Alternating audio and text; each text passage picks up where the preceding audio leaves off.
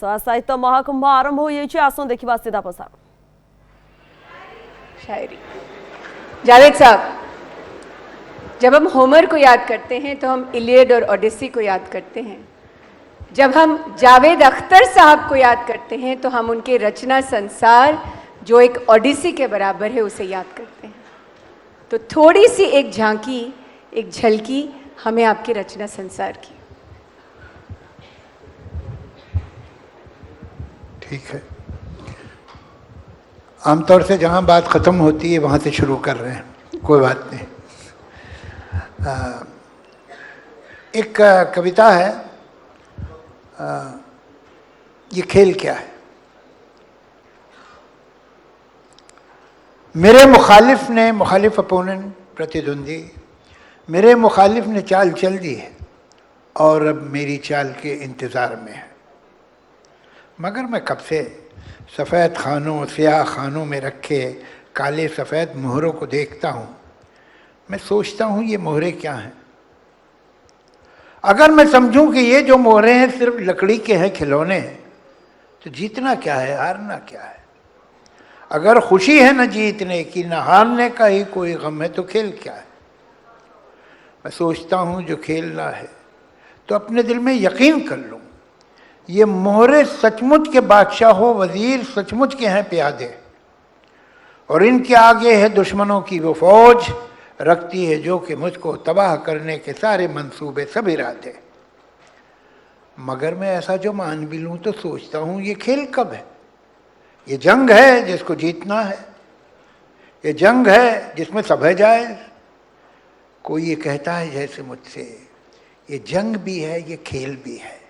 ये जंग है पर खिलाड़ियों की, ये खेल है जंग की तरह का। मैं सोचता हूँ जो खेल है इसमें इस तरह का उसूल क्यों है कि कोई प्यादा रहे कि जाए, मगर जो है बादशाह उस पर कभी कोई आंच भी ना आए। वाह। वजीर ही को है बस इजाजत कि जिस, एक सेकंड भाई थोड़ा सा इधर हट जाएंगे आप, हाँ आप जरा सा इधर जाइए, हमारे खास गेस्ट वहाँ हैं। Thank you. वजीर ही को है बस इजाजत कि जिस तरफ भी वो चाहे जाए। मैं सोचता हूँ जो खेल है इसमें इस तरह का उसूल क्यों है, प्यादा जो अपने घर से निकले पलट के वापस ना जाने पाए। मैं सोचता हूँ अगर यही है उसूल तो फिर उसूल क्या है। अगर यही है ये खेल तो फिर ये खेल क्या है। मैं इन सवालों से जाने कब से उलझ रहा हूँ। मेरे मुखालिफ ने चाल चल दी है और अब मेरी चाल के इंतज़ार में है। मुकर्रर जावेद साहब, और मैंने उल्टे से इसलिए शुरू किया क्योंकि ज़माना बहुत उल्टा है। आज जब हम युवाओं की बात करते हैं और सिनेमा की बात करते हैं तो हम शब्दों की कम बात करते हैं, शब्दों को दिखने वाले खेल की ज़्यादा बात करते हैं। तो ये जो ज़माना बदला है, आपने कई दशक भारतीय सिनेमा के वैश्विक स्तर पे प्रभावित किए, लेकिन when you look at today, और अब जो इस वक्त जो मौजू है, मौका है और जो मंजर है, ये बदले हुए खेल को लेकर आपको क्या लगता है? देखिए, सिनेमा हो या एडवर्टीजमेंट्स हों या कोई भी ऐसी चीज़ जो पब्लिक परफॉर्मेंस के लिए है और पब्लिक कंजप्शन के लिए है, वो हवा में नहीं है, वो कोई बाहर से नहीं आई है, वो इस समाज से ही उभरती और निकलती है। किसी ने बहुत अच्छी बात कही है कि मुझे किसी समाज के एडवर्टीजमेंट दिखा दो, मैं उस समाज के बारे में सब कुछ बता दूंगा।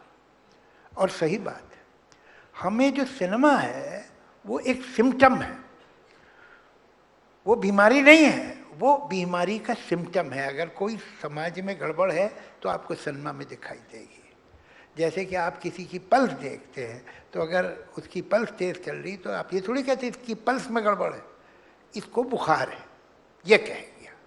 तो इसी तरह जो सिनेमा है वो वक्त के साथ बदलता रहता है, जैसे जैसे समाज बदलता है उसी तरह से उसका एटीट्यूड, उसकी मोरालिटी, उसके वैल्यू सिस्टम चेंज होते हैं। देवदास आज नहीं बनेगी, देवदास बनेगी तो आज नहीं चलेगी। ये वो समय था कि जब फ्यूडल ज़माना ख़त्म हो रहा था और गुस्सा इंसान अपने ही ऊपर निकाल सकता था, अपने बड़ों पे नहीं, अपने समाज पे नहीं। तो ये जो सेल्फ डिस्ट्रक्शन देवदास का था वो उस वक्त की वैल्यू थी, आज नहीं हो सकता। उसके बाद आपने वो भी देखा कि एक हीरो आया जिसको कहते थे रेबल स्टार। वो रेबल स्टार क्या करता था कि वो अपने माँ बाप से कहता था कि जहाँ तुम शादी के लिए कह रहे हो मैं वहाँ शादी नहीं करूँगा। ये उसका रेबल था, सारा रेबेलियन ये था। वो समाज से रेबल नहीं करता था, वो सिर्फ माँ बाप से कहता था कि मैं शादी नहीं करूँगा जहाँ तुम कर रहे हो, मैं तो हीरोइन से शादी करूँगा। तो वो रेबल कहलाता था। उसके बाद बहुत आगे बढ़ के आपको एंग्री यंग मैन मिला। ये एंग्री यंग मैन हवा से नहीं आया, ये वो वक्त था कि जब एक्स्ट्रा कॉन्स्टिट्यूशनल फोर्सेस पहली बार इफ़ेक्टिव हो रही थी सोसाइटी में, एक मूवमेंट शुरू हो रहा था, एक लॉ एंड ऑर्डर ख़तरे में था, या एवरेज इंडियन का भरोसा इंस्टीट्यूशंस पे ख़त्म हो रहा था। ये सारा जो चक्कर हुआ, जो जेपी मूवमेंट था, ये सब ये आसपास की चीज़ें हैं। उस वक्त ये एक ऐसा कैरेक्टर हीरो बनना कि जो अपना इंसाफ खुद ढूंढता हो, वो नेचुरल था। ये 1952 में नहीं हो सकता था एंग्री यंग मैन। तो उसी तरह से वक्त के साथ जहाँ विलन देखिए, कभी ठाकुर साहब वो ज़मींदार विलन होते थे, आज तो नहीं होंगे ना, अब ज़मींदारी ही नहीं रही, तो अब कहाँ ज़मींदार विलन होगा। एक ज़माने में जो अंडरवर्ल्ड था बड़े शहरों का, जब अर्बनाइजेशन शुरू हुआ तो वो विलन था, फिर वो हीरो हो गया। जब ज़्यादा अर्बनाइजेशन हुआ तो वही हीरो ही बन गए। एक ज़माने में पुलिस ऑफिसर और पॉलिटिकल लीडर्स को विलन बनाते थे तो पूरी ऑडियंस क्लब करती थी, अब वो भी नहीं रहा है, वो भी सिनेसिज्म ख़त्म हो गया। कुछ दिनों तक हमने पाकिस्तान से काम चलाया कि चलो भाई वहाँ से विलन, अपने घर में नहीं तो बाहर से मंगाओ, वो भी अब ख़त्म हो गया है। अभी वो थक गए, हम कितनी बार दिखाएंगे, वो तो चलते रहते हैं। तो अब हमारी पिक्चर है तो मोनोटोनस नहीं हो सकती ना, वो है तो वो भी चला गया। आजकल हम लोग बगैर विलन के हैं, हमारी पिक्चर में बड़े विलन नहीं होते, इसलिए कि जो विलन होते हो तो हम खुद बनना चाहते हैं, तो विलन कैसे दिखाएं। तो ये समाज में जो होता है उसका रिफ्लेक्शन आप सिनेमा में देखते हैं। हुआ क्या है, मैंने हल्का सा इशारा उस वक्त भी किया था, इससे पहले भी, हमने लिटरेचर को, लैंग्वेज को इम्पोर्टेंस नहीं दी पिछले 40-45 साल में। आप एक बात बताओ, मैं बड़ी ख़तरनाक बात कह रहा हूँ आपसे, आज अगर कोई आदमी अपनी मदर टंग सही बोल लेता है, अगर उड़िया सही बोलता है, या गुजराती सही बोलता है, या हिंदी सही बोलता है, या मराठी सही बोलता है और अच्छी बोलता है, तो एक सर्कल है, एक अपर क्लास जो है हमारी, अपर मिडिल क्लास है, वो ये सोचेगी कि इसका पालन पोषण ठीक नहीं हुआ है। ये कुछ बड़े हम्बल बैकग्राउंड से आया है।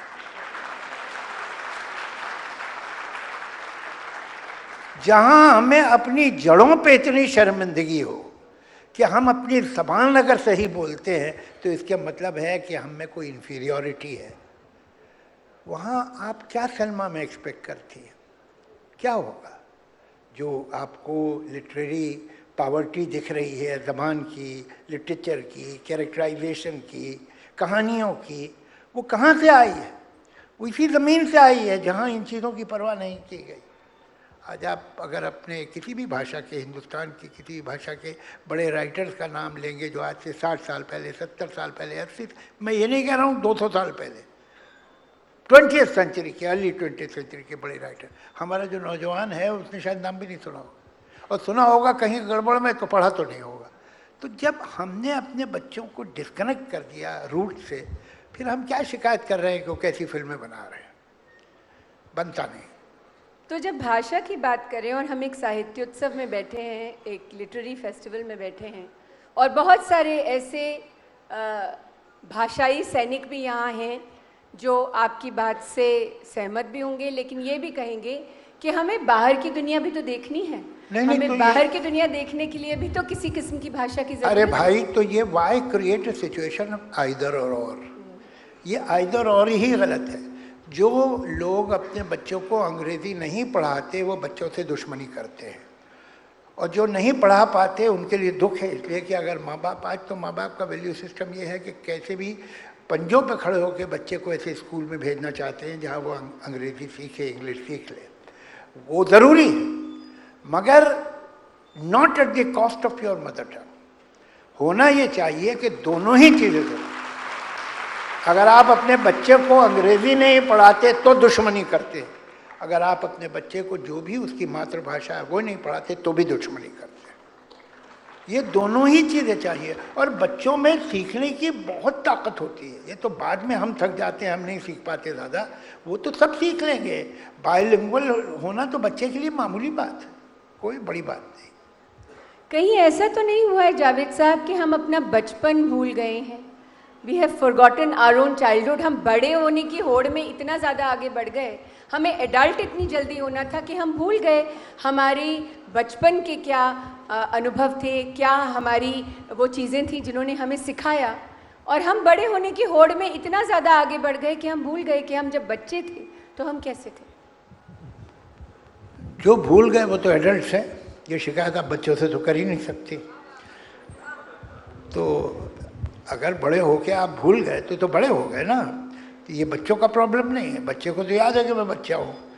किस्सा क्या है कि हम लोग होशियार स्मार्ट बहुत होते जा रहे हैं। हम हर चीज़ को समझते हैं कि इसको 2 into 4 और 2 बड़ा तो 6 हो गए। हर चीज़ इस तरह से मैकेनिकली नहीं होती है। कुछ चीज़ें जो है बनाई जाती हैं, कुछ ग्रो करती है। यही सीढ़ी में और पेड़ में फ़र्क है। पेड़ ग्रो करता है, सीढ़ी बनाई जाती है।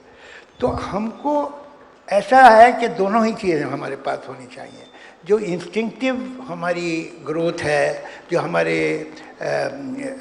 इमोशनल ग्रोथ है, वो सीढ़ी की तरह नहीं होती। तो वो ग्रोथ भी चाहिए और वो सीढ़ियाँ भी चाहिए, वो जीने भी चाहिए, स्टेयरकेसेस भी चाहिए, वो भी चाहिए, वो बनानी भी होंगी दोनों। तो विजडम चाहे वो EQ हो या IQ हो, दोनों चीज़ें चाहिए, वो ज़रूरी है। हमारे यहाँ कुछ गड़बड़ है एजुकेशन सिस्टम में। मैं यहाँ इसलिए कहूँगा कि मैं यहाँ बैठा हूँ एक एजुकेशन। आप हिंदुस्तान के किसी भी शहर में चले जाइए और एक 8-9 साल के बच्चे या बच्ची से स्कूल में जाके कहिए, बेटा ये पेपर है, ये पेंसिल, एक सीनरी बनाओ। कोई भी हिंदुस्तान की किसी स्टेट के किसी शहर में चले जाओ, वो बच्चा बनाएगा 4 कोन लाइक पहाड़ या 3, उसके पीछे से निकलता हुआ सूरज जिसकी किरणें दिख रही होंगी, सामने एक एस शेप दरिया, एक पेड़, एक झोपड़ा और हवा में उड़ते हुए पंछी। पूरे हिंदुस्तान में 8-9 साल का बच्चा ये बनाएगा। What kind of education we are giving to our children? कि उस बच्चे के अंदर आपने तो क्रिएटिविटी यहीं से मार डाली। ये यूनिफॉर्मिटी आ कहाँ से गई है? वो अपने मोहल्ले के जो पड़ोस में रहते हैं उनकी तस्वीर क्यों नहीं बनाता? वो अपने माँ बाप की तस्वीर क्यों नहीं बनाता? वो अपने गली का स्केच क्यों नहीं बनाता? वो सामने जो आंगन में पेड़ है वो क्यों नहीं बनाता? कोई सोच नहीं रहा। आपने क्या किया इस बच्चे के साथ? ये बच्चा जिस दिन आया था स्कूल, उस दिन ये एस शेप दरिया लेके नहीं आया था अपने साथ, ये आपने दिया उसे। तो इसके मतलब ये है कि at a very very young age आपने उसकी क्रिएटिविटी, उसकी ओरिजिनल थिंकिंग को क्रश कर दिया।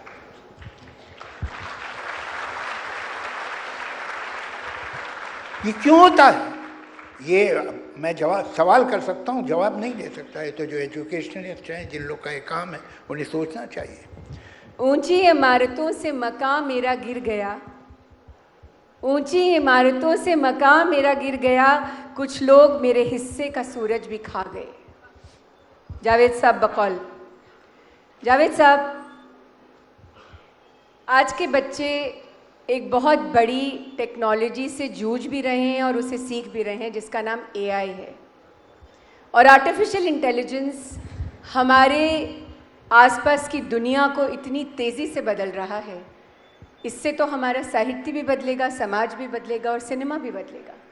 आपको क्या लगता है, AI एक नोन डेविल है या एक अननोन मॉन्स्टर है?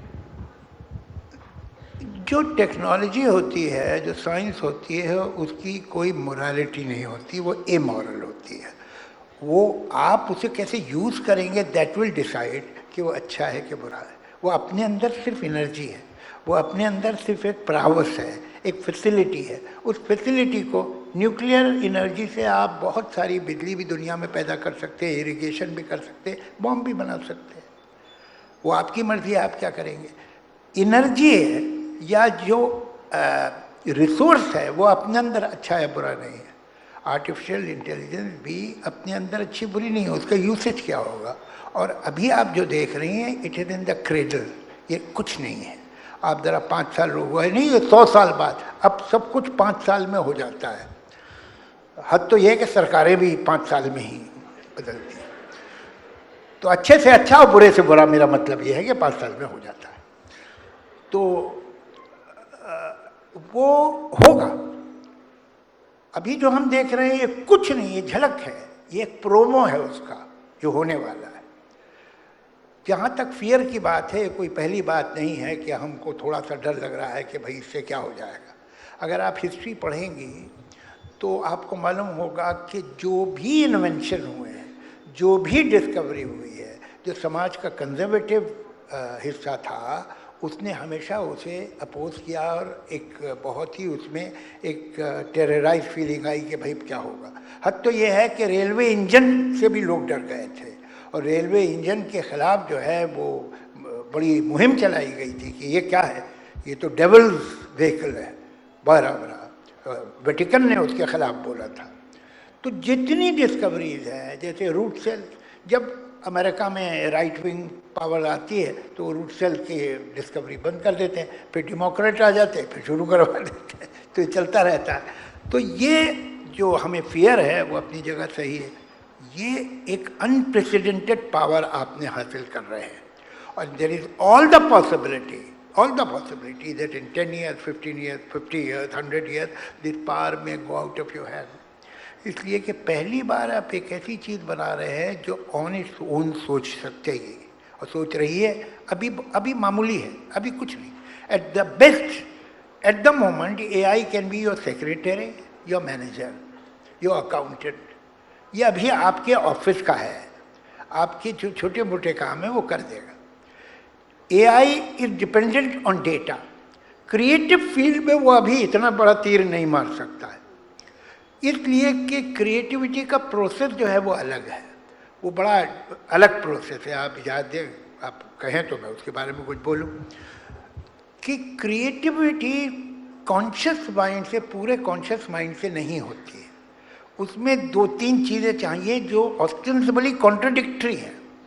मैं एक मोटी सी मिसाल देता हूँ जो क्रिएटिविटी क्या है।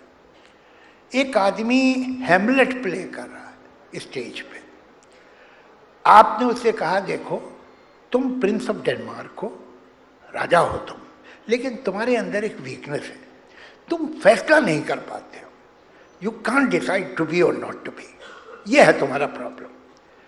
अब वो एक्टर तो सही काम तभी कर पाएगा जब वो इस बात को इंटरनलाइज कर ले, ये बिलीव करे कि मेरा नाम हैमलेट है, मेरा नाम कुछ और नहीं है, हैमलेट है, मैं एक प्रिंस हूँ जो डेनमार्क का प्रिंस है, मेरी एक ही वीकनेस है कि मैं फैसला नहीं कर पाता।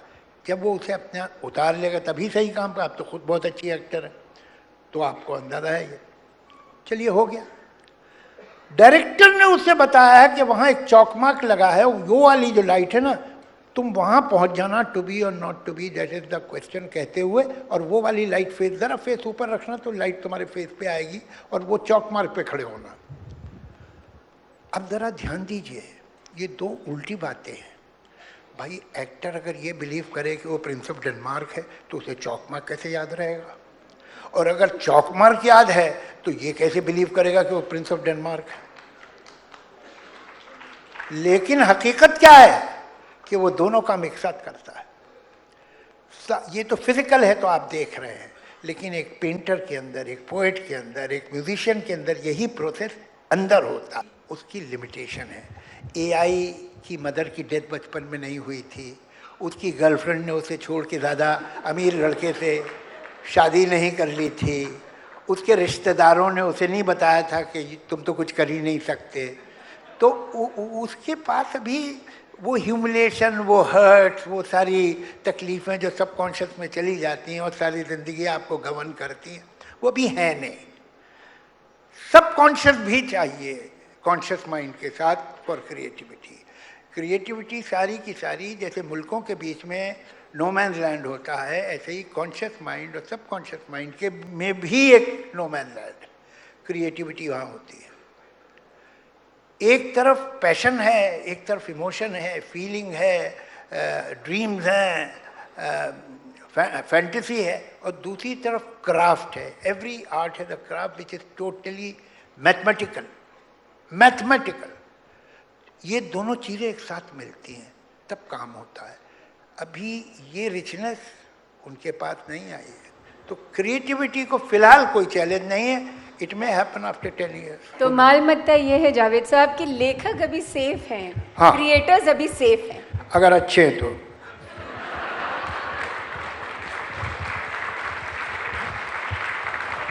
जावेद साहब मैंने बात तजुर्बों से शुरू की, तो एक कमाल का तजुर्बा है कि आपकी इन कई दशकों की लेखनी में जब भी हम महिला पात्र देखते हैं, when we look at the women, they really look very special. वो बहुत सशक्त हैं, एम्पावर्ड हैं, और आप खुद बहुत ही एम्पावर्ड महिलाओं की संगत में रहे हैं, है ना? चाहे वो आपकी ज़िंदगी की हमसफ़र हों या आपकी बिटिया जो आपकी लेगेसी बहुत पुरजोर तरीके से आगे लेके जा रही हैं. Tell us, what is this amazing world that you have created over so many decades when it comes to women and their characterization? And I should take the credit that I have created it. I have inherited it. I was born in a family where all the women were working women. और कब मैं बात कर रहा हूँ 75 साल पहले की, जब मैंने आंखें खोली, मैंने देखा तो मेरी माँ वर्किंग वूमन थी, माई आंट्स वर वर्किंग वूमन, जो मेरी सीनियर कज़न थी all of them working woman. मैंने अपनी किसी रिश्तेदार को बुर्का पहने कभी नहीं देखा. ये सब वर्किंग वुमेन थी with their opinion about every topic under the sun. And वो अगर बैठती थी महफिल में तो वो एकदम शर्मा के कोने में नहीं बैठी होती थी. They would express their opinion, disagree with anybody or argue with everybody. तो मैंने तो I have been brought up by strong women, independent educated women. तो ये कोई मेरे लिए ऐसी बात नहीं है जो मैंने एक डिस्कवरी की या मैंने समाज को चैलेंज किया. मैं तो वहीं पैदा हुआ था, यही मेरी वैल्यू सिस्टम है. और मतलब मैं ये सोचता हूँ चाहे वो मर्द हो कि औरत हो, अगर वो आदमी खुद ही अपनी इज्जत नहीं करता तो मैं क्या इज्जत करूँ उसकी. तो सेल्फ रिस्पेक्ट तो इंसान में होनी ही चाहिए. तो यही वजह है कि I have even now the women who are in my life, whether my wife or my daughter, they are very strong women. But also you're a rationalist. Was this kind of experience that turned into the kind of rationalist you are? अगर आप rationalist हैं तो फिर आप तो mail शेवनिस्ट हो ही नहीं सकते, इसलिए कि आपकी समझ में आ जाए कि इतनी खूबी तो कोई होती नहीं मर्दों में जितना हम समझ रहे हैं.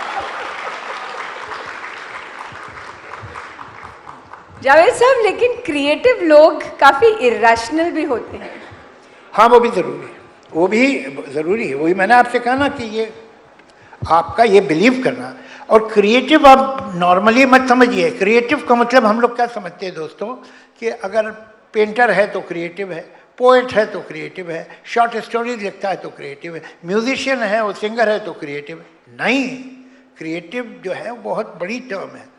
Thomas Edison was a creative man. कि ये पड़ोस की जो ज़मीन खाली है वो मुझे ख़रीद लेनी चाहिए, इसलिए कि इधर से हाईवे निकलने वाला है, ये ज़मीन बहुत महंगी हो जाएगी. ये एक प्रैक्टिकल बात हुई. वो आदमी ये नहीं सोच रहा, वो सोच रहा है मैं किसी तरह साउंड को कैप्चर करना चाहता हूँ. ये एक पागलपन की थॉट है. वो बन गया ग्राफोन तो बच गया वो, वरना ये the very thought of trying to capture sound is based on some kind of strange mind. कोई नॉर्मल आदमी ऐसी बात क्यों सोचेगा भाई? वो ज़मीन खरीदेगा पड़ोस की.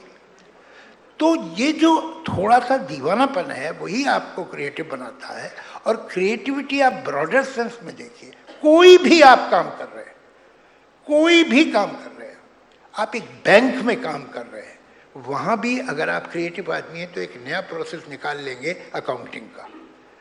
वो जो नहीं है वो किया, वो क्रिएटिव है. वो म्यूज़िक जो 10 बार बज चुकी है वैसे आपने म्यूज़िक की, वो क्रिएटिविटी नहीं है. वो पोइट्री जो 100 बार लिखी जा चुकी है आपने वो लिख दी तो कोई क्रिएटिविटी नहीं है. वो क्रिएटिविटी, ये सब इमुलेटिव वर्क है. क्रिएटिविटी वो है कि आपने वो किया जो नहीं होता था. वही तो आपने किया जावेद साहब, आपने वो लिखा ही नहीं जो 100 बार लिखा जा चुका था. अरे तो मैं इतनी देर से ये थोड़ी बता रहा हूँ कि मैं क्रिएटिव नहीं हूँ. ये तो टॉपिक ही नहीं है। जावेद साहब ने वहां स्टेज पे खड़े होकर कहा था I will be court martial. आपको समझ में आ रहा है कि कोर्ट मार्शल वो किसको कर रहे हैं यहाँ बैठकर?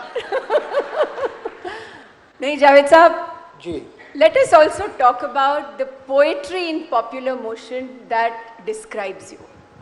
और poetry in popular motion का मतलब ये है, जब जब आपने लिरिक्स लिखे वो सिर्फ बहुत सुरीले गाने नहीं थे, वो उन पात्रों से निकले हुए शब्द थे जो उनके अपने जीवन का एक अंग थे। चाहे वो सारे आइकॉनिक गाने जो आपने लिखे और जो पॉपुलर हुए वो हों, या वो एक बहुत ही सुंदर गीत जो जब भी कभी कोई फेस्टिवल होता है उस समय बजता हुआ ज़रूर सुनाई देता है, ओ पालनहारे निर्गुण ओ प्यारे, तुमरे बिन हमरा कोई नहीं। जी। तो ये जो पोएट्री इन मोशन है जावेद साहब, ये इसकी इस रचना संसार के बारे में हमें कुछ बताइए। देखिए, दो तरह के काम मैं करता हूँ। एक तो मेरी अपनी जो लिटरेरी पोइट्री है वो मैं तब लिखता हूँ जब मेरा दिल चाहता है, और दिल तब चाहता है कि जब लगता है कि ये जो ख्याल आया है, ये जो विचार है, ये जो थॉट है, ये कहीं नहीं गई है, और कहीं गई है तो कम से कम इस तरह से नहीं कही गई जैसे मैं कहना चाहता हूँ, तो मैं लिखता हूँ, वरना मैं नहीं लिखता। दूसरा ये जो है ये कमीशन वर्क है, इसके पैसे मिलते हैं। तो अब देखिए ना भैया, ग्वाला बेईमानी करेगा तो दूध में ही पानी मिलाएगा ना, कोई दूसरा धंधा थोड़ी शुरू करेगा। तो ये जो कमर्शियल वर्क है ये कमीशनड होता है कि भाई ये फिल्म है, इसमें ये सिचुएशन है, ये ट्यून है। आपको पता होगा कि ये गाने सिर्फ सिचुएशन के नहीं लिए ट्यून पे लिखे जाते हैं, ज़्यादातर गाने ट्यून पे होते हैं। कभी कभी ऐसा होता है जो हम पहले लिख दें और म्यूजिक डायरेक्टर ट्यून बनाए, लेकिन 95% गाने वो होते हैं जो ट्यून पे लिखे गए। तो ये भी ट्यून पे ही था, वो पालनहार है। तो वो फिर आपको वो कैरेक्टर क्या है, उस कैरेक्टर का सोशल स्टेटस क्या है, उसका कल्चरल बैकग्राउंड क्या है, उसका इंटेलेक्चुअल लेवल क्या है, वो सब ध्यान में रख के, और सिचुएशन क्या है कि जिसमें वो क्या कहना चाह रहा है, किन शब्दों में ये कैरेक्टर बोलेगा, ये सब सोच के लिखना होता है। जिस गाने का आपने जिक्र किया, मैंने 1000 से ऊपर गाने लिखे होंगे, गिने नहीं कभी मैंने, लेकिन अगर आप मुझसे कहें 3-4 गाने जिनसे मुझे बहुत सेटिस्फैक्शन है तो उनमें से ये गाना भी है। It was a big challenge for me. In my personal life I am a rationalist, I am a total atheist, I have know believe in any super natural power और एनी सुपर नेचुरल फिनोमेना जो कि physics से बाहर है। मैं कोई believe, no सच believe. अब आप जब एक भजन या भजन जैसी चीज़ लिख रहे हैं तो आप का माइंडसेट और होना चाहिए। तो आपको, हम लोग इतने होशियार हो गए हैं, जैसे मैंने पहले भी कहा, हम पे इतनी डर जमा हो गई है, चालाकी, होशियारी, मैनिपुलेशन, यूँ कर देंगे ये हो जाएगा, कि आपको कुछ ऐसे गीत होते हैं जिनके लिए अपने अंदर मासूमियत, भोलापन, सरेंडर ढूंढना पड़ता है, वरना we are all winners. We constantly pretend that we are winners. आपने देखा है कि आजकल फिल्मों में सैड सॉन्ग ही नहीं होते। पहले हर फिल्म में कम से कम 2 सैड सॉन्ग होते थे, अब नहीं होते। ऐसा लगता है सबके अच्छे दिन आ चुके हैं तो कोई दुखी नहीं है, तो अब सैड सॉन्ग कहाँ से होंगे। तो ये because we have lost the courage to surrender, we are too scared to surrender. ये बहादुरी नहीं है, ये फियर टू सरेंडर है। तो आप अगर ये लिखना है जो लिखा गया, लिखना था, उसके लिए होशियारी, चालाकी, प्रावस नहीं चाहिए। उसके अपने अंदर एक मासूमियत, भोलापन, श्रद्धा, सादगी ढूंढनी पड़ती है, जो कि मुश्किल काम है आजकल। तो वो मैंने लिखा और मुझे बहुत खुशी है कि बहुत अप्रिशिएट किया गया इतने बरसों के बाद भी। तकरीबन 20 साल हो गए होंगे, आप जिक्र कर रही हैं, अक्सर लोग करते हैं। मुझे याद है कि जब मैं ये रिलीज़ हुआ था गाना, वो पालनहारे निर्गुण नारे, तुमरे बिन हमरा कौनो नहीं, तो मेरी एक दोस्त हैं चंदा वजे, बहुत अच्छी पेंटर हैं बॉम्बे की। तो उन्होंने मुझे फ़ोन किया, कह ली जावेद तुम झूठ बोलते हो कि तुम एथीस्ट हो। तो मैंने कहा क्यों? कल कोई एथिस्ट ऐसा लिख ही नहीं सकता जो ये तुमने लिखा है। तो मैंने कहा भाई ये तो बहुत बड़ा कॉम्प्लीमेंट आप दे रही हैं मुझे, लेकिन एक बात ना भूलिएगा, मैंने गब्बर सिंह के डायलॉग भी लिखे थे, तो उससे मुझे डकैत ना समझ लीजिएगा आप। तो बहरहाल I am very very thankful to people. और मुझसे अगर आप पूछे कि तुमने ज़िंदगी में जो 3-4 डिफ़िकल्ट गाने लिखे उनमें से कौन था, उनमें से एक ये था, because it needed sincerity and simplicity, जो आजकल ज़रा रेयर हो गई है।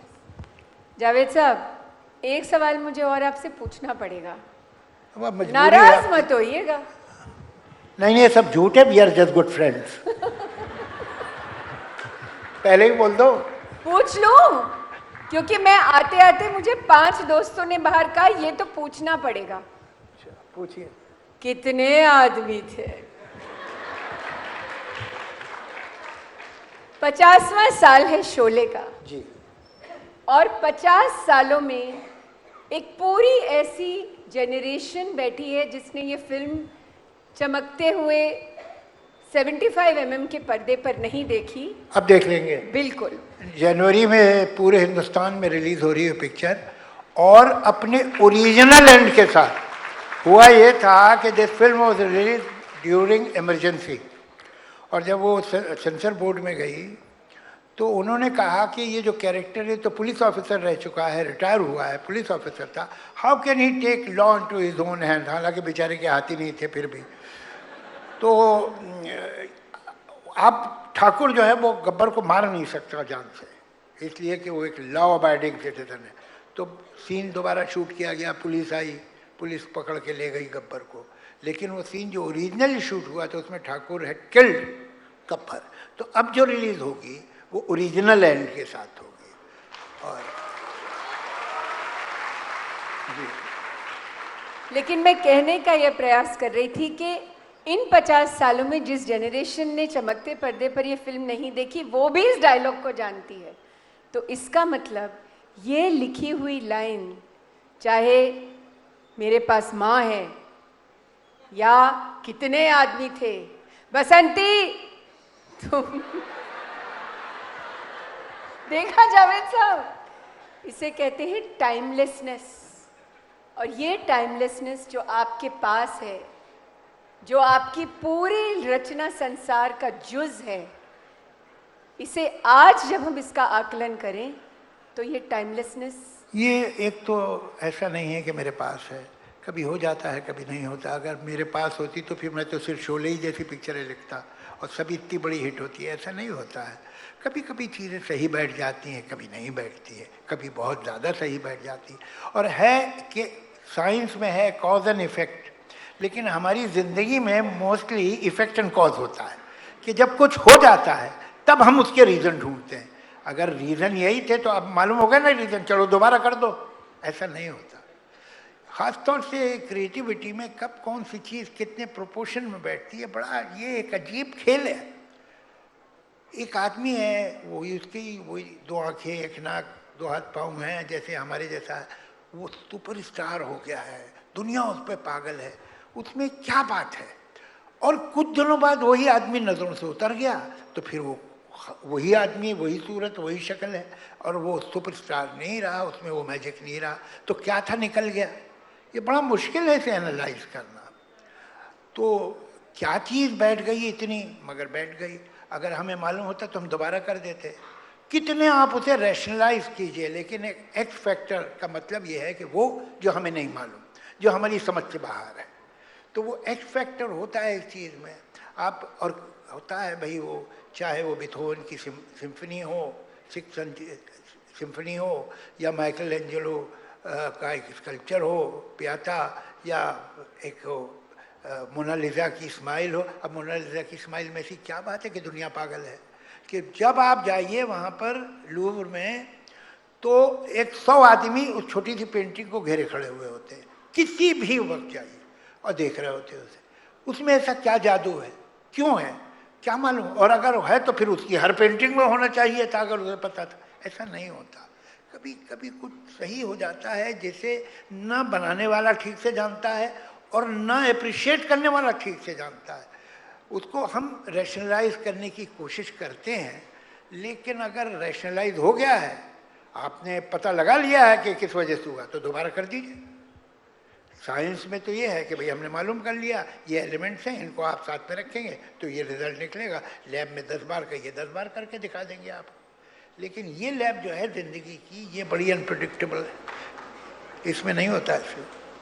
लेकिन कुछ तो ये फॉर्मूला है कि एक बार नहीं, 2 बार नहीं, हजारों बार, लाखों बार आपने लिखा, लोगों को याद रहा। आपने लिखा, लोगों ने गुनगुनाया। आपने लिखा और लोगों ने उन कैरेक्टर्स को ऐसे देखा कि जैसे वो उनकी जिंदगी के हिस्सा हो। अरे भैया, ये बार बार अब सचिन तेंदुलकर ने 200 से ज्यादा सेंचुरीज बना ली तो बना ली, तो ठीक खेलता होगा, और क्या कह सकते हैं। अच्छा, जिस एक्स मगर सचिन तेंदुलकर भी स्टेडियम से निकलते वक्त ये कह के नहीं जा सकता था फील्ड पे कि अब तो मैं 100 बना के ही वापस आऊंगा। हालांकि बनाए उसने, पर गारंटी तो नहीं दे सकता था ना। अच्छा, जिस एक्स फैक्टर की आपने बात की जी, यहाँ उस एक्स के आगे बैठा हुआ एक जेन जी भी है और वो तड़प रहा है आपसे बात करने के लिए। तो यहाँ पे हम कुछ देर के लिए अपने युवा मित्रों के लिए जरूर मंच खोलेंगे, लेकिन मित्रों एक नियम आप फॉलो करेंगे। कृपया छोटा सवाल पूछें, अपनी ओपिनियन ना दें, और पॉइंटेड सवाल पूछें जावेद साहब से। तो आप हाथ ऊपर कर सकते हैं। माइक, ये सब।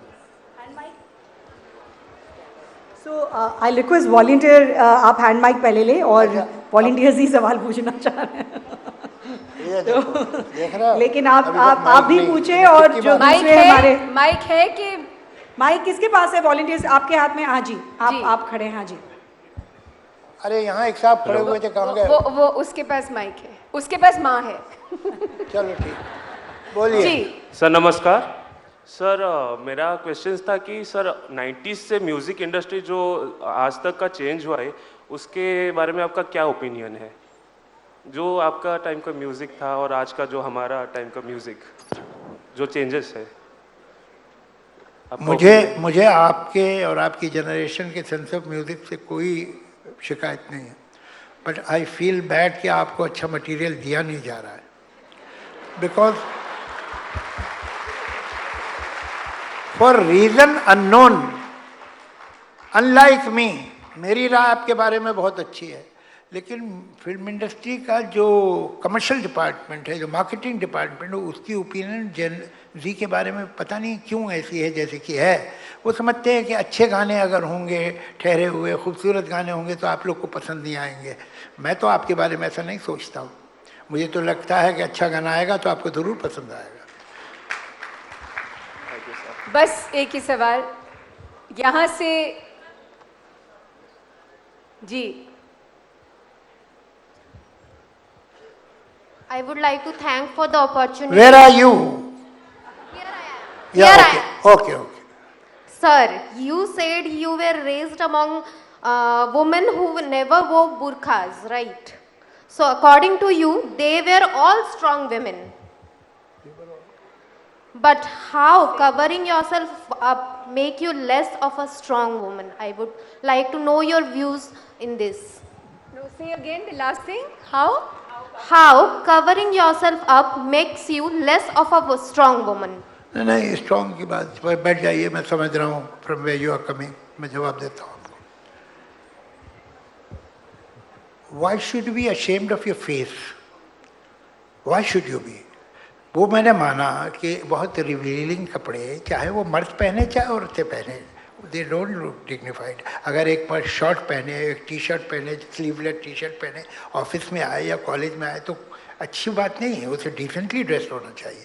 And a woman should also be decently dressed, but what makes her cover her face? What is so vulgar, obscene, undignified about her face that is covered? क्यों? ये वजह क्या है? और ये पीयर प्रेशर है।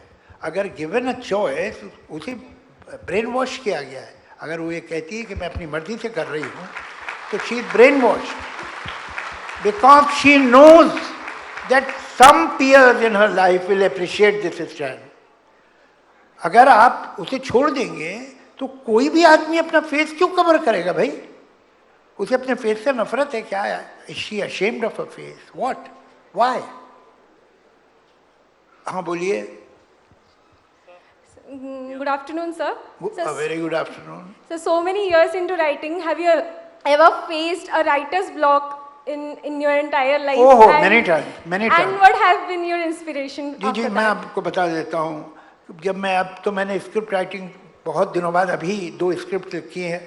अब वो पहले अपने बच्चों को सुनानी पड़ेंगी, इसलिए कि बाहर सुनाऊंगा तो कहेंगे क्यों भाई, दोनों का प्रोडक्शन है तो इस स्क्रिप्ट में क्या खराबी है कि बाहर बेच रहा है, ये अपने बच्चों क्यों नहीं दिया इसने, तो उन्हें ही पहले देनी पड़ेगी. देखता हूँ वो लेते भी हैं कि नहीं. लेकिन ये कि मैं जिस ज़माने में फुल टाइम स्क्रिप्ट राइटर था तो ऐसा मेरे साथ बहुत बार हुआ है कि मुझे लगा कि इतनी साइनिंग अमाउंट मुझे दे दिया गया, क्या लाया, नहीं भाई ये सब नहीं. तो लेकिन ये कि इन्हें मालूम नहीं है कि मैं लिख ही नहीं सकता हूँ. जो कुछ मैं लिख सकता था लिख चुका हूँ. मैं इनके किए हुए 5 स्टार होटल रूम में बैठा हुआ हूँ, सामने सफ़ेद पेपर है, पेन मेरे हाथ में है, and I have no thought in my mind. और वो पैसे जो इन्होंने दिए थे वो तो मैं खा चुका हूँ, तो अब मैं क्या करूँ.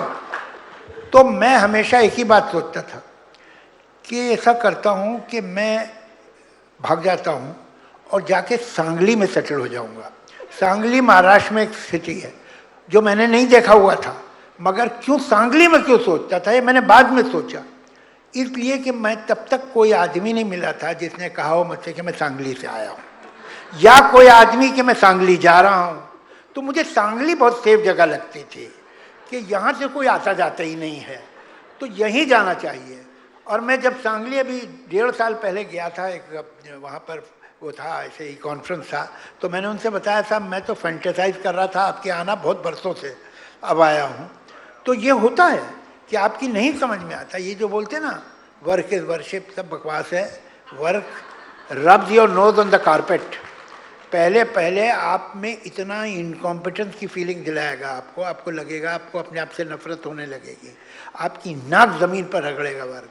और फिर भी आप डेस्परेशन में कोशिश कर रही होंगी, धीरे धीरे कुछ थॉट आएगा, फिर वो धीरे धीरे क्लियर होना शुरू होगा, and gradually you will become the master of the work. But it takes time.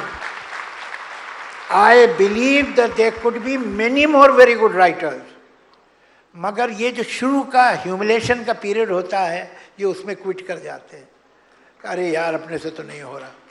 लिखते हैं तो ऐसा हमको होता है, इतने बरसों की प्रैक्टिस के बाद एक पेज लिखा, ये क्या लिखा है, क्या बकवास है, कोई फ्लो ही नहीं है लैंग्वेज में, ये वर्ड कितने गलत लग रहे हैं. फिर कोई बात नहीं, फेंक दो, दोबारा लिखो, वो भी फेंक दो, दोबारा. धीरे धीरे आपकी समझ में आएगा कि क्या नहीं लिखना है, उसी से पता चलेगा कि क्या लिखना है.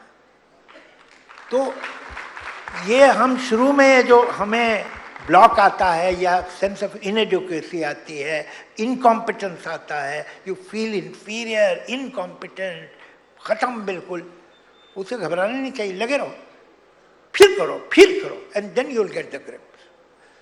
तो मुझे बहुत बार होता है, अभी भी होता है. थोड़ी सी डेमोक्रेसी रखे हम, वहाँ Can I बहुत ask सारे one लोग. question? हाँ या 2 बात. Yes sir, here sir. अब जो बोले थे कि क्रिएटिविटी को एआई दखल नहीं कर सकता, आज ही की बात है कि मेरा बेटी ने बोला कि एक पोएम मुझे लिखना है कि मुझे स्कूल में दाखिल करना है, तो उन्होंने बोला कि मुझे एआई में दे दो, मैं लगा दूंगा और उसमें एक पोएम लिख निकल जाएगा. तो मैंने तो उनसे मना किया. फिर भी जब मैं कोई फिल्म का स्क्रिप्ट लिखता हूँ, ये लिखता हूँ, तो मुझे भी ये लगता है कि भाई एआई में दे दो, प्रॉम्प्ट दे दो और वो आ जाएगा, कुछ आ जाएगा, कुछ उसमें मिलावट करके बना दो, ये हो जाता है. दूसरा क्वेश्चन जो मेरा है, आपने माना कि कोई नहीं बना सकता, प्रेडिक्ट नहीं कर सकता क्या हिट है. क्या ये गडली फार्मूला नहीं है कि वो ऊपर वाला कोई डिसाइड कर रहा है कि क्या हिट होगा, क्या हिट नहीं होगा? ऊपर वाला कौन? बैल्कनी में जो है, जो आप नहीं बोल रहे हैं. हाँ? आप पहले बोले कि आप you do not believe God, but at the same time you are also saying this same thing that I cannot predict if it is going to be hit or not? जी, ये दोनों में एक अच्छी बात थी, दो बातें कही, दोनों क्वेश्चन नहीं थी, स्टेटमेंट थे, लेकिन चलो उसे मैं I try to make it a question. पहली बात तो यह है, देखिए, जो आपकी बच्ची ने कहा कि मैं वो पोएम लिख के उसमें से करा लूँगी, उसने ठीक कहा, स्कूल के लिए वो ठीक है अभी, लेकिन उससे आगे प्रॉब्लम होगा। मैं आपको एक छोटी सी मिसाल देता हूँ। शंकर महादेवन के साथ मैंने कुछ नहीं तो 200 गाने किए होंगे। फर्ज कर लिए 200 गाने नहीं किए होते, 199 किए होते। और एक गाना है ब्रेथलेस, आप लोगों ने सुना है वो गाना? हाँ, वो नहीं किया होता। अब मैं एआई से कहता कि एक गाना दो जो जावेद अख्तर की वोकेबलरी में हो, शंकर महादेवन की ट्यून में हो, बहुत अनयूजुअल गाना, क्या वो ब्रेथलेस दे सकता था? The answer is no, because data में ऐसी कोई चीज नहीं थी। अल्टीमेटली वो निकालेगा डेटा से ही, डेटा में जो नहीं है वो नहीं कर सकते, वो उसी में से मिला के जोड़ जाड़ के करेंगे। लेकिन कुछ चीज़ें होती हैं जो एक लीप लेती हैं, वो लीप जो है वो अभी ह्यूमन माइंड, मैं नहीं कह रहा कि वो कभी नहीं कर सकेगा, it will be very naive of me to say that, ये तो अभी क्रेडल में है एआई, अब क्या करने वाला है हम सोच भी नहीं सकते, लेकिन अभी नहीं। क्रिएटिविटी में अभी they have a long way to go, there is much to be desired और not desired whatever. Hello hello. दूसरा आपका सवाल क्या था कि कोई चीज़ फूल प्रूफ हो जाती है हिट होने के लिए, या ये ऊपर वाला करवा रहा है? हाँ, या gut driven, but you can be right, you can be wrong. Whatever I have done in my life, it was gut driven. Everything was not successful. ऐसा नहीं है। आपका कहना सही है कि चांसेस बढ़ते हैं उससे, अगर आपने ऑनेस्टली फील करके कुछ कहा है तो उसका इम्पैक्ट होना चाहिए, मगर कभी कभी नहीं भी होता। रिसेंटली मैंने एक दो फिल्में देखी जो इतनी अच्छी पिक्चरें थी और वो नहीं चली, मतलब I felt very proud of the film maker. एक पिक्चर थी super boys of Malegaon, what a film it was, but it did not do well on the box office for unknown reason. क्या अच्छी पिक्चर थी। तो ये to believe that every good film will be a hit is like believing that every good person will be a successful person. ऐसा नहीं होता, कभी नहीं हो पाता, कभी होता है। कभी टैलेंटेड लोग किसी छोटे शहर में अपनी फैमिली की रिस्पॉन्सिबिलिटी की वजह से, दूसरी मजबूरियों की वजह से कभी जा ही नहीं पाते मार्केट तक, तो आप ये कहें कि वो टैलेंटेड नहीं था, गलत। वो बहुत टैलेंटेड था, वो बदनसीब नहीं बदले, अब थी सर्कमस्टेंसेस नहीं कर पाया वो। और कभी कोई लेसर टैलेंट का आदमी, उसको सही अपॉर्चुनिटी मिल जाती है और वो मेहनती है, फोकस्ड है, वो निकल जाता है। तो लाइफ में प्रिंसिपल्स नहीं है ऐसे कि ये होगा और ये नहीं होगा, यही तो उसकी अनप्रेडिक्टेबिलिटी है जो आपको ऊपर वाले का ख्याल करवाती है। जी भैया, ये तो इनका इनके साथ बहुत अनफेयर है। अच्छा। हाँ हाँ, आप चलो आप कर लीजिए, पहले फिर उधर दे दीजिएगा। हाँ बोलिए बोलिए। Sir, you had written a beautiful poem for Zoya. I would request you to render a few lines, please. Few lines, yeah. Either I'll recite that poem. Yes, please, sir. Thank you. Thank you. I will do it. I'll do it. धन्यवाद। Sir, आपने अपने शब्दों में कहा कि जैसे नए ज़माने की सिनेमा है, वहाँ पर अब सैड सॉन्ग नहीं है। अगर हम कहें कि याद न जाए बीते दिलों की, उसके बाद हम आते हैं, कुमार शानू गाते हैं आशिकी में, फिर लुट गए हम तेरी मोहब्बत में। लेकिन अब का ज़माना ऐसा है कि जब कहते हैं कि ब्रेकअप कर लिया, मैंने ब्रेकअप कर लिया, तो ऐसा तो नहीं है कि विरह नहीं है, लेकिन क्या ये सिर्फ सेंस ऑफ नॉट सरेंडरिंग है, या इससे आगे भी है कि अब वो हिम्मत नहीं है कि जो सोसाइटी है उसको दिखाएं? क्यों ये सब नहीं है? आप ये कुछ थोड़ा सा रॉन्ग वैल्यू सिस्टम है। ये कहीं हम समझते हैं कि अगर हमें दुख हुआ, हमने आज, मर्द को दर्द नहीं होता। बिल्कुल होता है दर्द, ऐसे मैंने चिल्लाते देखे, टांग वांग टूट जाती है तो रो रहे होते हैं, ऐसा कुछ नहीं है। तो हम ये हमारी जो अब ये एक कमर्शियल सो कॉल लिबरल सोसाइटी बनी है, उसमें you want to pretend that you are a winner, and because they have no sympathy with the loser. जो हार गया उससे उन्हें कोई दिलचस्पी भी नहीं है. तो जो प्रीमियम सॉरो पे था एक ज़माने में, there was some kind of a romance about defeat, there was some kind of backlit sorrows होते थे, पीछे से रोशनी है, आपका हेलो दिख रहा है खूबसूरत सा, आप उदास हैं. तो उदासी का जो रोमांस था वो चला गया है. तो और हर आदमी जो है वो एक ब्रवाडो में है, फॉल्स ब्रवाडो में है, जो ज़रूरत नहीं है, इतनी मेहनत करने की ज़रूरत नहीं है. तो ये हो गया है कि हम अपने दुख ओन नहीं करते. दुखी तो हैं, ऐसा तो नहीं है, मगर ये कि we are so embarrassed about our sorrow, about our deprivation, about our hurt, that we don't talk about it, and that distorts us. वो फिर कहाँ निकलता है? वो फिर नफरत और गुस्से में निकलता है, क्योंकि जहाँ का आंसू था वहाँ अपने बहाया नहीं. तो वो कहीं आंसू बहुत देर तक जब आदमी के अंदर रहता है ना, तो इट टर्न्स इनटू फायर, और वो फायर हेट्रेड में है, regional hatred, communal hatred, linguistic hatred, state hatred में बाहर आती है, जो कि आपको देखने को मिलती है. अगर आप अपने गम पे रो लिए होते तो बेहतर इंसान होते. जी. Good afternoon sir. Good afternoon. आपने कुछ महीने पहले कुछ फिल्मों के बारे में बात की थी जो बहुत ही मिसोजिन था, और आप अभी उस तरह की फिल्में बढ़ने लगी हैं. तो आपको क्या लगता है हमारे जो यंगर जनरेशन है और वो जेनजी है, वो उस फिल्मों की जो माइंडसेट है उसको कैसे लेंगे, और उसका प्रभाव हमारे समाज पर कितना रहेगा और कैसे रहेगा? देखिए, मैं तो ऐसा बिलीव करता हूँ कि समाज का असर फिल्मों पे ज़्यादा होता है. समाज फिल्में बहुत बिगाड़ रहा है, फिल्में समाज नहीं बिगाड़ रही, ये समाज है जो फिल्में बिगाड़ रहा है. ये कोई कहता नहीं है. जैसे कि कुछ भी हो जाए तो एक रिलीजियस आदमी गॉड को ब्लेम नहीं करेगा, उन्होंने उसका कुछ होगा, उसने कुछ सोच के ही ऐसा किया होगा जो मैं बर्बाद हुआ हूँ, ब्ला ब्ला. उसी तरह से जो शोमैन हैं, जो शो बिजनेस में लोग हैं, उनके गॉड है ऑडियंस. उसकी वो बुराई करने की हिम्मत ही नहीं रखते कि इसमें कोई खोट है. सच ये है कि समाज में कुछ मॉरल गिरावट आई है जो आपको दिखती है.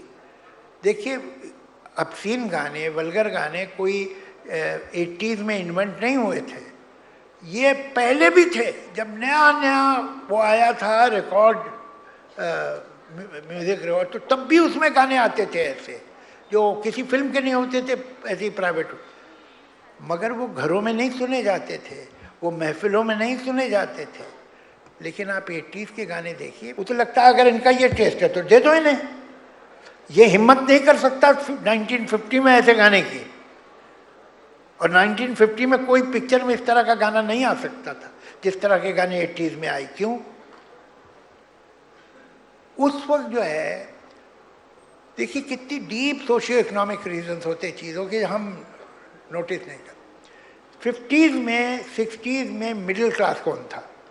मिडिल क्लास थे नेसेसरी पढ़े लिखे लोग. मिडिल क्लास होने के लिए आप लॉयर हों, डॉक्टर हों, इंजीनियर हों, आप प्रोफेसर हों, यूनिवर्सिटी में स्कूल में पढ़ाते हों, तो तब आप मिडिल क्लास हैं. या गवर्नमेंट में ब्यूरोक्रेसी में हों, कुछ हों, तो मिडिल क्लास वो नेसेसरीली एजुकेटेड. जब हमारे यहाँ इंडस्ट्रियलाइजेशन आया, तो इंडस्ट्रियलाइजेशन में क्या होता है कि बड़ी इंडस्ट्री सब कुछ खुद नहीं करती, वो एंसिलरीज बनाती है 2500.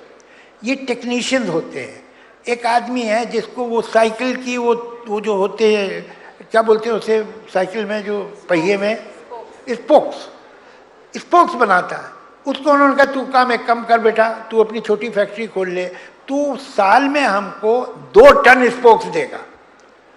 वो आदमी की तो लाइफ बन गई, वो स्पोक्स बना बना के दे रहा है. And by the virtue of this fact this man came into middle class. 15 crore आदमी 80s में मिडिल क्लास में आए. 15 crore. They were not necessarily educated, they were from the ancillaries of the industry everywhere. They were not. हमारी generation जो थी वो तो 3rd generation, 2nd generation, 4th generation educated थी. ये नहीं थे. इन्होंने अपने बच्चों को अच्छे स्कूल में भेजा, लेकिन ये नेसेसरीली एजुकेटेड नहीं थे. That reflected everywhere. That reflected in politics, that reflected in cinema, that reflected in music. वो पॉलिश नहीं थी. उसकी वजह क्या है? That culture is the last thing to come. It takes at least 3 generation to come and 3 generation to go. जब सब कुछ खत्म हो जाता है तो कल्चर ही बचता है, फिर उसे 2 जनरेशन लगती हैं जाने में, और जब सब कुछ आ जाता है तो 2 जनरेशन लगती है कल्चर आने में. तो ये घटिया गाने जो हैं वो अप्रिशिएट हुए, घटिया फिल्में अप्रिशिएट हुई, घटिया पॉलिटिक्स अप्रिशिएट हुई, जो नहीं हो सकती थी पहले. I am not saying that communalism was invented in 80s. Communalism बहुत बरसों से है, लेकिन it had certain sophisticated value, some face, some level of decency, जो खत्म हो गया. जावेद साहब, ये जो ऑब्जेक्टिफिकेशन ऑफ विमेन वाली बात है, इस पर एक बात ज़रूर हमें जाननी है आपसे. जब हम सिनेमा एस्थेटिक्स की बात करते हैं तो हम सोसाइटल एस्थेटिक्स को सिनेमा के साथ नहीं जोड़ते, और यहीं पर देयर इज़ अ डिस्कनेक्ट. जो दिखता है कि तड़ातड़ एक हीरो दूसरी हीरोइन के पीछे थप्पड़ मारे जा रहा है और लोग ताली मार रहे हैं. कितनी सारी मुन्नियाँ बदनाम हो रही हैं और बहुत सारी शीला जवान हो रही हैं, और सबको लग रहा है कि वाह क्या गाने लिखे जा रहे हैं. जावेद साहब, ये जो सिलसिला है बदमज़गी का, इससे गुरेज क्यों नहीं होता हमें?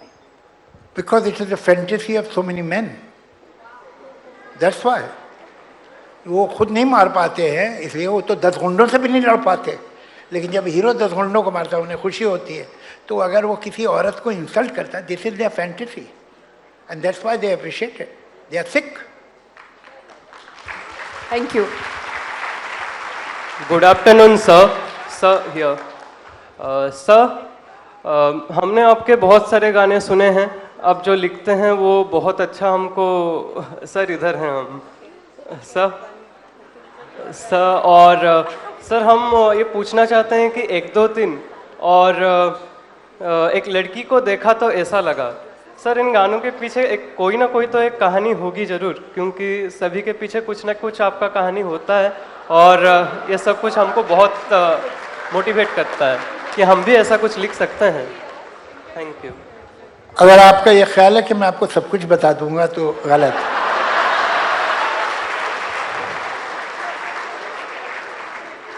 ऑन अ सीरियस नोट, मैं आपको बहुत डिसअपॉइंट करने वाला हूँ. हुआ ये कि जब ये विदु विनोद चोपड़ा की पिक्चर थी, इनकी स्क्रिप्ट कंप्लीट हो गई थी, अपना R.D. बर्मन म्यूज़िक डायरेक्टर थे, मैं गाने लिखने वाला था. तो एक सेशन हुआ जिसमें सारे actor, cameraman, editor, everybody was there, the whole unit. और वो R.D. बर्मन के म्यूज़िक रूम में वो सेशन हुआ, बड़ा हॉल था उनका, और सबको स्क्रिप्ट सुनाई गई. तो सब ने अपनी अपनी राय भी दी, अप्रिशिएट भी किया, ये भी किया. मैंने एक बात उनसे कही कि देखो भाई, एक जगह है जहाँ पर आपने गाने की सिचुएशन नहीं बनाई है, वहाँ बहुत अच्छा गाना आ सकता है. तो आप वहाँ एक सिचुएशन डाल दीजिए गाने की. जो सवाल कर रहे थे वो चले गए. वापस आइए भाई. कहाँ? हाँ, यहीं रहिए, आपकी वजह से गश्त कर रहा हूँ मैं. तो उन्होंने कहा भाई ये तो कोई जगह नहीं है, अभी तो 4 सीन बाद वो लड़की लड़ेंगे, उसके बाद उनका रोमांस है, 6 सीन के बाद गाना है, अभी यहाँ क्या होगा, अभी तो मिले भी नहीं है वो. फिर उसने एक खिड़की पे देखा है लड़की को, बस की खिड़की. तो मुझे ऐसा लगता है कि अच्छा गाना बन सकता है यार. तो कह ले अच्छा आपको ऐसा लगता है तो आप लिख लाइए, हम ले लेंगे. अब ट्यून भी इसलिए नहीं थी कि सिचुएशन ही नहीं थी. तो कब मिले? तो मैंने कहा आप देखिए कमाल का गाना होगा. मैंने चूँकि सब लोग अपोज कर रहे थे तो I had to defend my point strongly.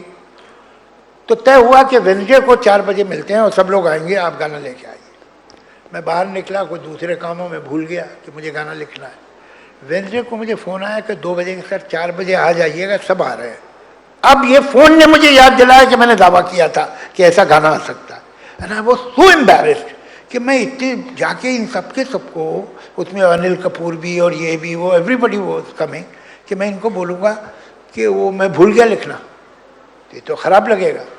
तो मैं ड्राइव कर रहा था, सोच रहा था कि how do I save my face. तो मुझे एक आइडिया आ गया रास्ते में.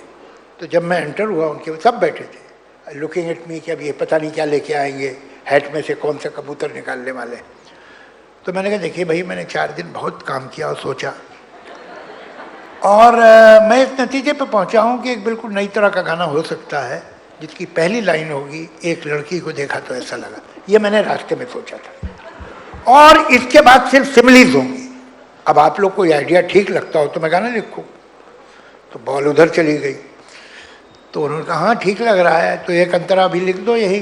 वो आरडी को मालूम था मैं कितनी तेज़ी से लिखता हूँ, तो मैंने एक कोने में बैठ के जो आप पहला अंतरा सुनते हैं वो गाना वहीं के वहीं अंतरा लिखा, और उसके बाद बाकी 2 अंतरे बाद में लिखे।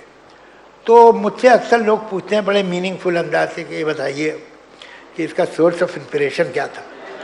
तो मैं उन्हें बताता नहीं हूँ, मगर मेरा सोर्स ऑफ इंस्पिरेशन था टेरर, कि मैं उन्हें क्या बोलूँगा।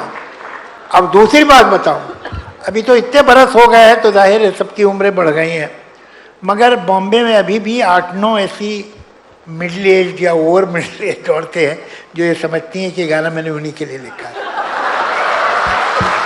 और मैं किसी को भी कॉन्ट्रडिक्ट नहीं करता हूँ।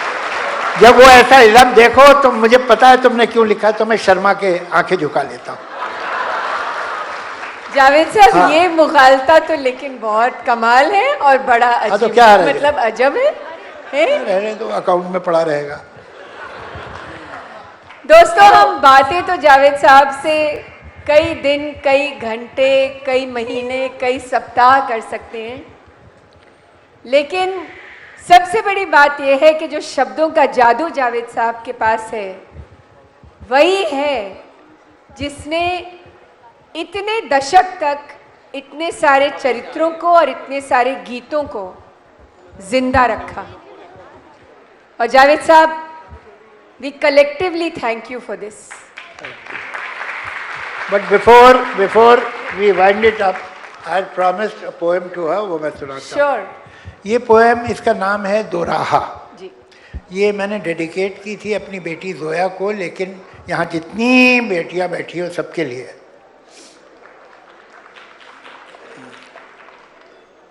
ये जीवन एक राह नहीं, एक दोराहा है।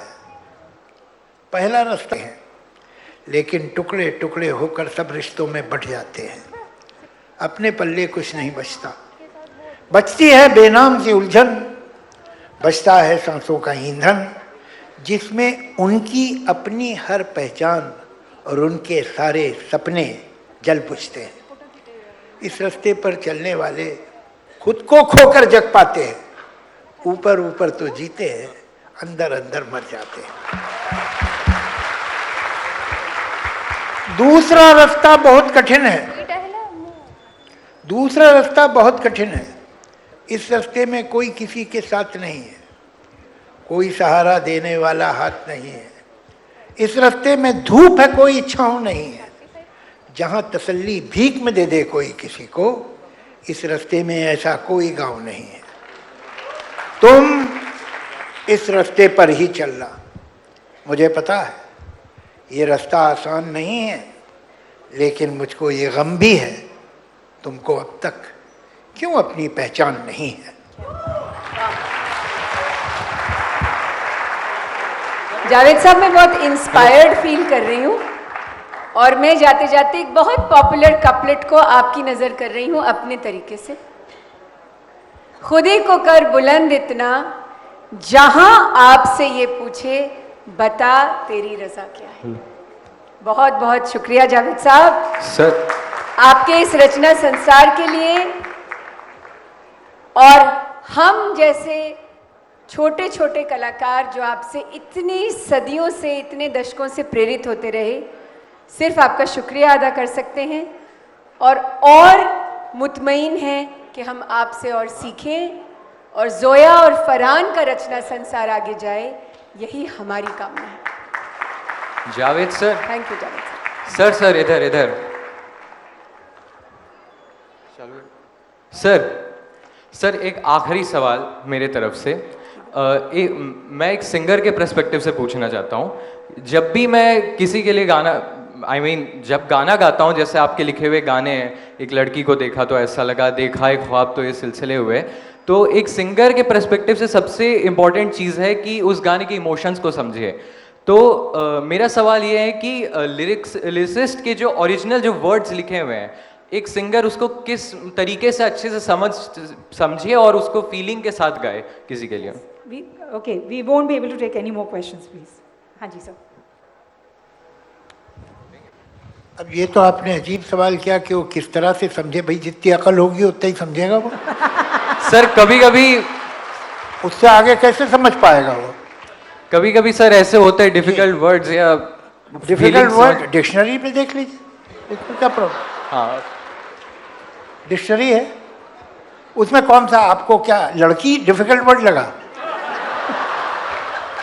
क्या मालूम भाई कैसे इमोशंस एक्सप्रेस करें वो कभी कभी डिफिकल्ट पड़ जाता है। बताइए इसमें कोई डिफिकल्ट वर्ड बताइए। चलो चलिए, थैंक यू सो मच। एक बार जोरदार तालियां हो जाए जावेद साहब के लिए, और thank you Wani ji for beautifully moderating this session. We have doctor Revathi Behera, वो हमारी एक फैकल्टी हैं इकोनॉमिक्स की। सर एक छोटा सा भेंट आपके लिए, आइए बेटा जल्दी आओ। She is a faculty from SOA, economics faculty, and she wants to gift a painting.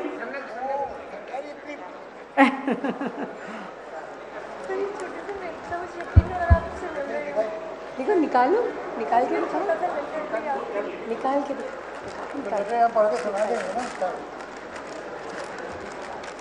तो मैं एक रात में ऑथर कॉपियाँ भी चेक करनी थी, तो बना सकती हूँ।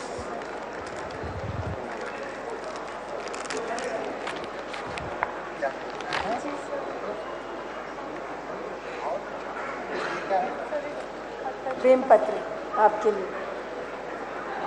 लेटर भी आया है चिट्ठी। सर मैंने जश्न में देखता हूँ, आपको देखा था 2 साल पहले, बहुत मुश्किल से।